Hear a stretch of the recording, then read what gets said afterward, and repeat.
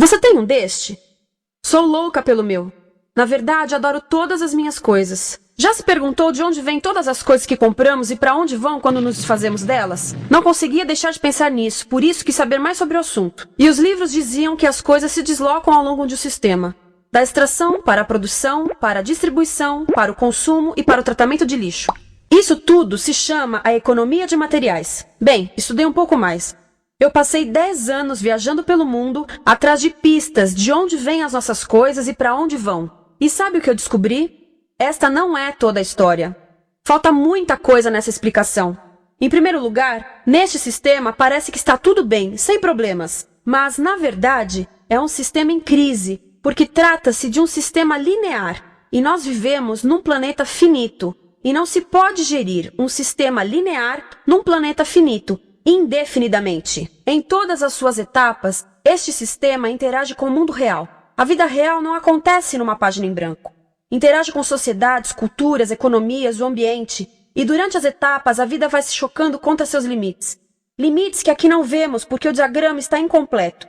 Então voltemos atrás para preencher alguns espaços e ver o que falta. Uma das coisas mais importantes em falta são as pessoas. Sim, pessoas. As pessoas vivem e trabalham em todas as etapas desse sistema, onde algumas são um pouco mais importantes que outras. Algumas têm maior poder de decisão. Quem são elas? Comecemos pelo governo. Meus amigos dizem que eu devia usar um tanque para simbolizar o governo. E isso é uma realidade em muitos países, e cada vez mais também no nosso. Afinal, mais de 50% dos nossos impostos vão para os militares. Mas vou usar uma pessoa para simbolizar o governo, porque acredito nos valores e na visão de que o governo deve ser das pessoas, pelas pessoas, para as pessoas. A função do governo é olhar por nós, cuidar de nós. Esse é o seu trabalho. Depois vem as corporações. O que leva as corporações a parecerem maiores que o governo é porque elas são maiores que o governo. Atualmente, entre as 100 maiores economias da Terra, 51 são corporações.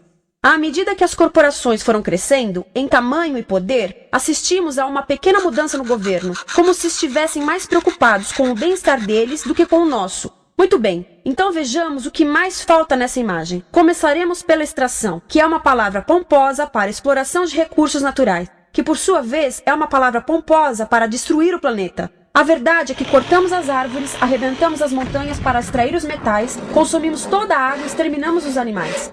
Aqui enfrentamos o nosso primeiro limite. Estamos ficando sem recursos naturais. Estamos utilizando demasiados materiais. Sei que isto pode ser difícil de ouvir, mas é a verdade. Por isso temos que lidar com isso. Durante apenas as 3 últimas décadas, foram consumidos 33% dos recursos naturais do planeta. Desapareceram. Cortamos, minamos, perfuramos e destruímos o planeta tão depressa que estamos debilitando a capacidade do planeta para sustentar o nosso modo de vida. Onde eu vivo, nos Estados Unidos, resta-nos menos de 4% da nossa floresta original. 40% dos cursos de água estão impróprios para o consumo. E o nosso problema não é apenas estarmos utilizando demasiados recursos, mas o fato de estarmos utilizando mais do que a nossa parte. Temos 5% da população mundial, mas usamos 30% dos recursos mundiais. Se todos consumissem ao ritmo dos Estados Unidos, precisaríamos de 3 a 5 planetas. E sabem uma coisa? Só temos um. Então, a resposta do meu país a essa limitação é simplesmente ir tomar dos outros. Este é o terceiro mundo, que alguém dirá tratar-se apenas de uma expressão para designar o local para onde foram as nossas matérias-primas. E o que é que acontece? A mesma coisa, destruição do local. 75% das zonas de pesca do planeta estão sendo exploradas ao máximo ou além da sua capacidade. Desapareceram 80% das florestas originais do planeta. Só na Amazônia perdemos 2.000 árvores por minuto, o equivalente a um campo de futebol por minuto. Então, e as pessoas que vivem aqui? Bem, de acordo com esses sujeitos, eles não são donos desses recursos. Mesmo que vivam lá há gerações. Não são donos dos meios de produção, nem compram muitas coisas. Nesse sistema, quem não possui nem compra muitas coisas não tem valor. A seguir, as matérias-primas seguem para a produção, aonde utilizamos energia para misturar químicos tóxicos com recursos naturais para produzir produtos contaminados com tóxicos. Há atualmente no comércio mais de 100.000 químicos sintéticos. Apenas um punhado foi testado para avaliar o seu impacto na saúde, e nenhum foi testado em relação aos impactos sinérgicos na saúde, ou seja, a interação com todos os outros químicos aos quais estamos expostos diariamente. Por isso, desconhecemos o impacto total deles na saúde e no ambiente. Mas sabemos uma coisa: os tóxicos entram e saem. Enquanto continuarmos a introduzi-los nos nossos sistemas de produção industrial, continuaremos a inserir esses tóxicos nos produtos que levamos para nossas casas, trabalho e escolas, e claro, para nossos corpos. Como os BFRs, ou retardantes de incêndio à base de brometo, que tornam as coisas mais resistentes ao fogo, mas são super tóxicos. São neurotóxicos, ou seja, tóxicos para o cérebro. O que é que estamos fazendo usando esses químicos?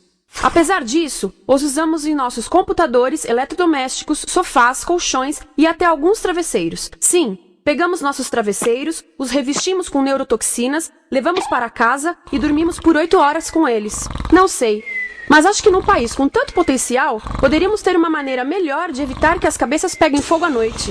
Sabia que essas toxinas vão se acumulando ao longo da cadeia alimentar e se concentram nos nossos corpos? Sabe qual é o alimento do topo da cadeia alimentar com o nível mais elevado de químicos tóxicos? O leite materno. Isto significa que os menores membros das nossas sociedades, os nossos bebês, recebem as maiores doses de químicos tóxicos das suas vidas a partir do leite das suas mães. Não acha que é uma incrível violação? A amamentação deveria ser o mais importante ato humano de nutrição. Deveria ser algo sagrado e seguro. A amamentação continua a ser o melhor e as mães devem amamentar, mas nós deveríamos proteger esse ato. Eles deviam protegê-lo. Eu pensava que zelavam pelos nossos interesses. As pessoas que mais sofrem com esses produtos químicos são os trabalhadores das fábricas. Muitos são mulheres em idade reprodutiva, que trabalham com toxinas que afetam a gestação, carcinogênicos e muito mais. Agora eu pergunto, que tipo de mulher em idade reprodutiva trabalharia num emprego deste, exposta a estas toxinas, a não ser uma mulher sem outra alternativa? Essa é uma das maravilhas desse sistema. A erosão dos ecossistemas e economias locais aqui garante um fluxo constante de pessoas sem alternativas. No mundo, há 200 mil pessoas por dia se deslocando de ambientes que as sustentaram ao longo de gerações para cidades, onde muitas vivem em bairros de lata, à procura de emprego, por mais tóxico que seja. Não só os recursos são desperdiçados ao longo desse sistema, mas também pessoas, comunidades inteiras são desfeitas. Sim, as toxinas entram e saem. Muitas delas saem das fábricas em produtos, e muitas mais saem como subprodutos, ou poluição. E estamos falando de muita poluição. Nos Estados Unidos, as indústrias admitem liberar mais de 1.800.000 quilos de químicos tóxicos por ano. Deve ser muito mais, porque isso é o que eles admitem. Trata-se de outro limite, porque quem quer ver e respirar 1.800.000 quilos de químicos tóxicos por ano? Então o que eles fazem? Mudam as fábricas poluidoras para o estrangeiro, para poluir outros países. Mas, surpresa, grande parte dessa poluição volta para nós trazida pelo vento.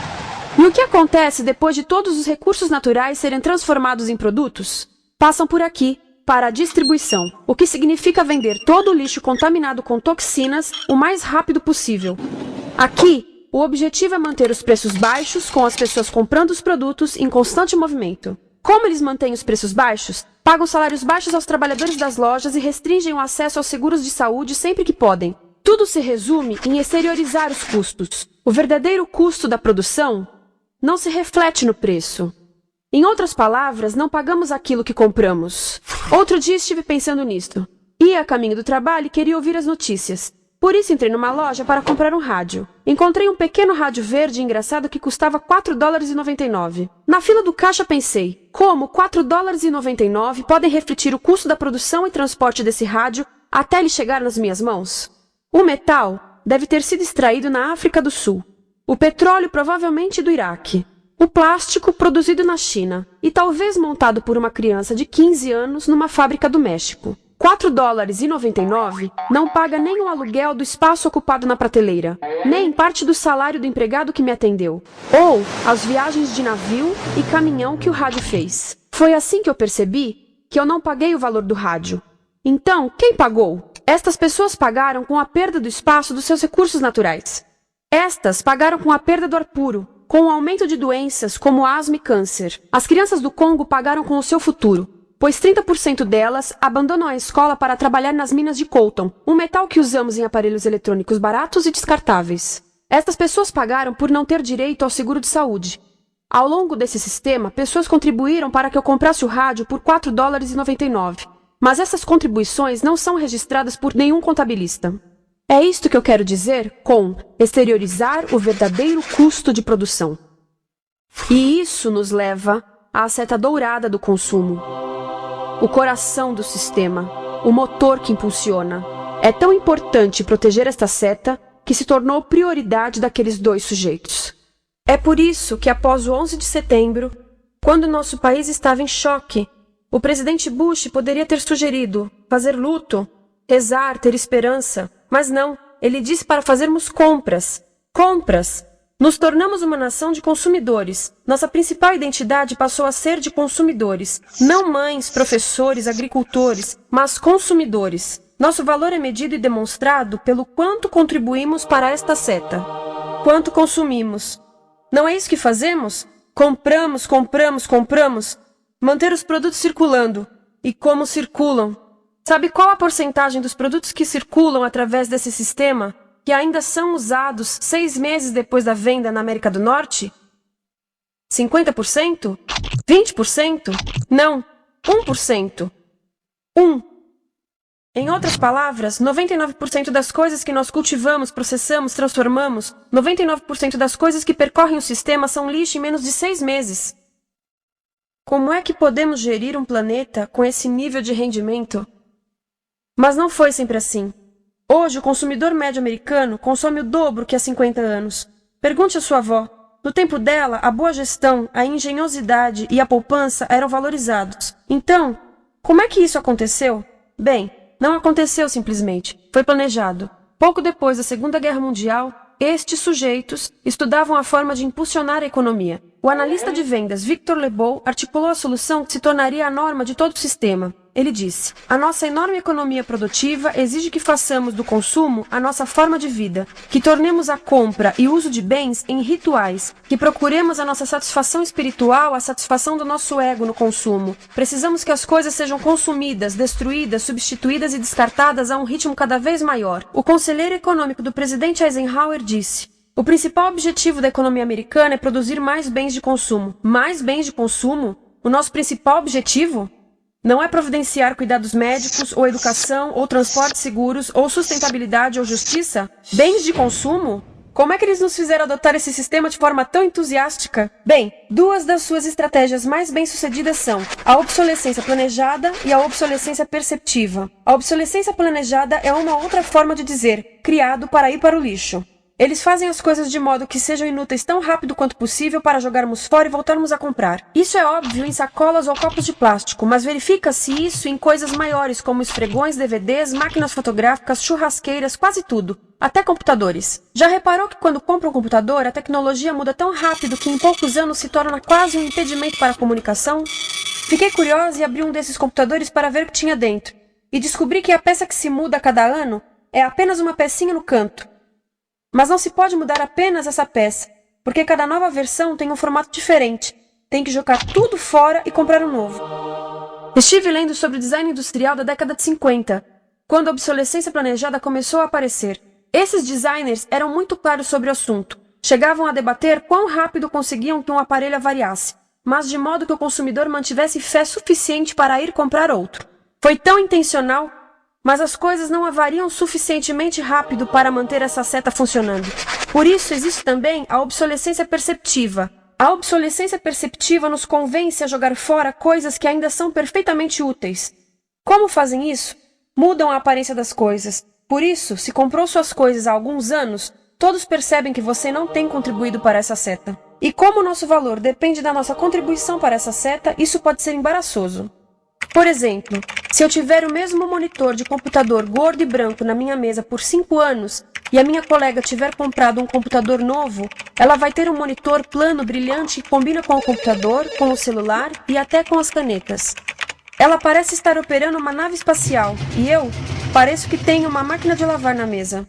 A moda é outro bom exemplo. Já se perguntou por que os saltos dos sapatos das mulheres passam de largos para finos num ano e no próximo de finos para largos? Não é por haver um debate sobre qual deles é mais saudável. É porque usar saltos largos num ano de saltos finos mostra que você não contribuiu recentemente para a seta. Por isso não vale tanto quanto a pessoa com saltos finos ao seu lado, ou em um anúncio. É para comprarmos sapatos novos. A publicidade e a mídia em geral têm um papel importante nisto. Cada um de nós nos Estados Unidos é bombardeado com mais de 3.000 anúncios por dia. Vemos mais publicidade num ano do que as pessoas há 50 anos viam em toda a vida. Qual é o objetivo de um anúncio se não nos fazer infelizes com o que temos? Por isso, nos dizem 3.000 vezes por dia que o nosso cabelo está errado, nossa pele, nossa roupa, nossos móveis, nossos carros, nós estamos errados. Mas tudo se resolve se formos às compras. A mídia também ajuda a esconder tudo isto e isto. Por isso, a única parte da economia que vemos são as compras. A extração, produção e envio para o lixo acontecem fora do nosso campo de visão. Por isso, nos Estados Unidos, temos mais coisas do que tivemos antes, mas pesquisas mostram nossa felicidade declinando. Nossa felicidade teve seu pico na década de 50, a mesma época em que a febre consumista explodiu. Coincidência interessante. Acho que sei o porquê. Temos mais coisas, porém menos tempo para o que realmente nos faz felizes. Amigos, família, tempo livre. Estamos trabalhando mais do que nunca. Analistas dizem que não temos tão pouco tempo livre desde a sociedade feudal. E sabem quais são as duas atividades que mais fazemos no pouco tempo livre que temos? Ver televisão e fazer compras. Nós, americanos, passamos 3 a 4 vezes mais tempo comprando do que os europeus. Assim, nessa situação ridícula, vamos trabalhar talvez em 2 empregos, e quando chegamos em casa exaustos e sentamos no sofá novo para ver televisão, os anúncios dizem que não prestamos, então vamos às compras para nos sentirmos melhor. Depois trabalhamos mais para pagar o que compramos e chegamos em casa mais cansados, vemos mais televisão que nos diz para fazermos compras outra vez. E estamos nesse ciclo de trabalhar, ver, comprar, e podíamos simplesmente parar. Então, no final, o que acontece a todas essas coisas que compramos? Nesse ritmo de consumo, não cabe tudo em casa, apesar do tamanho médio das casas ter duplicado nesse país desde os anos 70. Vai tudo pro lixo, e isso nos leva ao tratamento do lixo. Essa é a parte da economia de materiais que conhecemos melhor, porque nós temos de levar o lixo até a esquina. Cada americano produz 2 quilos de lixo por dia, o dobro do que fazíamos há 30 anos. Todo esse lixo ou é despejado num aterro, que é um grande buraco no chão, ou ainda pior, primeiro é incinerado e depois despejado no aterro. As duas formas poluem o ar, o solo, a água, sem esquecer que alteram o clima. A incineração é realmente ruim. Lembra daqueles tóxicos da fase da produção? Bem, queimar o lixo libera esses tóxicos no ar. Pior ainda, produz supertóxicos novos, como a dioxina. A dioxina é a substância mais tóxica feita pelo homem, e os incineradores são a principal fonte de dioxina. Isso significa que podemos parar a principal fonte da mais tóxica substância conhecida e feita pelo homem, simplesmente parando de queimar o lixo.